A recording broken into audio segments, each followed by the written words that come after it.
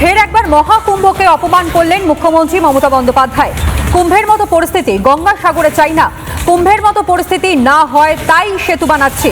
সাগরে দাঁড়িয়ে কুম্ভ নিয়ে ফের একবার অপমান করতে শোনা গেল এ রাজ্যের মুখ্যমন্ত্রী মমতা বন্দ্যোপাধ্যায়কে। সনাতনী হিন্দুদের দিক থেকে যেটা সব থেকে বড় উৎসব এবং সব থেকে বড় মিলন ক্ষেত্র, সেই কুম্ভকেই অপমান করতে দেখা গেল এ রাজ্যের মুখ্যমন্ত্রী মমতা বন্দ্যোপাধ্যায়কে। যেহেতু গঙ্গাসাগর মেলাটা একটি কি বলবো ভয়ঙ্কর জল পেরিয়ে আসতে হয়। কুম্ভ মেলায় যারা যান ওরা ট্রেন কানেক্টেড তাতেও অত বড় দুর্ঘটনা ঘটে গেছে।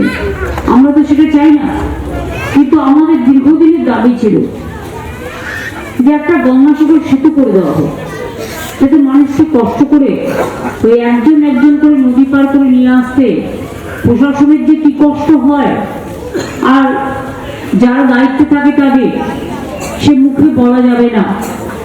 এবং 1700 কোটি টাকা খরচ করে গঙ্গাসাগর সেতু তৈরি করার দায়িত্ব দিয়ে দিয়েছি এবং আজকে শিলান্যাস হয়ে গেছে। ওদের করতে যা সময় লাগবে, একটা বড় সেতু তৈরি করতে টাইম লাগে, সঠিক সময় তাড়াহুড়ো করতে যাবে না, কিন্তু একটু ম্যান পাওয়ার বেশি লাগিয়ে এই সেতুটা হয়ে গেলে আমি মানসিকভাবে নিশ্চিন্ত হব। কুম্ভ মেলায় কয়েক হাজার কোটি টাকা খরচ করে, গঙ্গাসাগরে 1 পয়সাও দেয়? যারা দেয় না তাদের কাছে আমি ভিক্ষে চাই না। উনি আমাদের মহাকুম্ভকে, প্রয়াগরাজকে যখন মৃত কুম্ভ বলেন, আর উনি গঙ্গাসাগরের সঙ্গে তুলনা করলেন, কোনো তীর্থের সঙ্গে কোনো তীর্থের তুলনা হয় না। আর উনি তীর্থের এমন কেউ নন যে তীর্থকে দেখভাল করবেন বা তীর্থকে ওনার দেখতে হবে। উনি কি দেখবেন তীর্থকে, এটা সবচাইতে বড় কথা।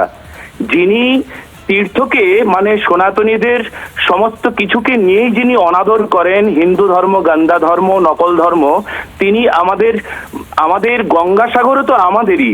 উনি ওখানে বলবার তো ওনার কোন রকম যোগ্যতাই ওনার নাই, সর্বপ্রথম এটা কথা।